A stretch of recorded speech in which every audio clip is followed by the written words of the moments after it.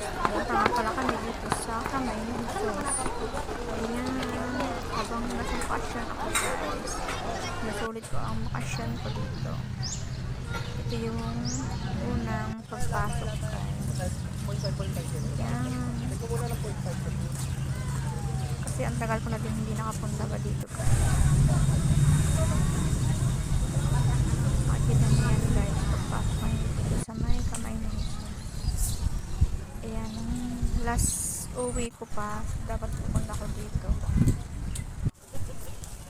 Kaso, wala na akong time makapunta dito sa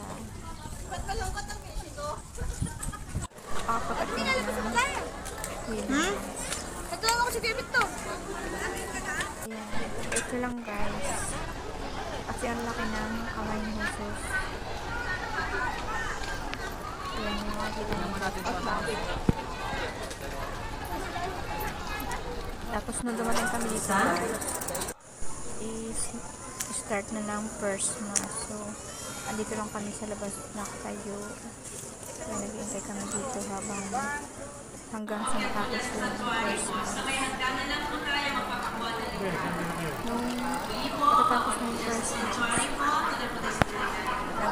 nag-picture kami na dito na kasama ko sila sis, aking anak, saka si pumangkin natin. Ito kami guys. Parang uwi mo sa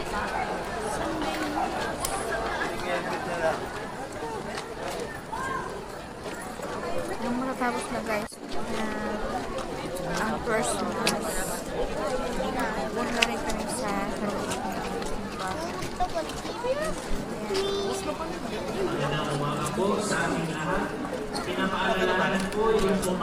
Bago na dito yung church sa Kamay ni Jesus. Dati nandun sa kabilang side. Ayan, nagpicture-picture muna kami habang wala pang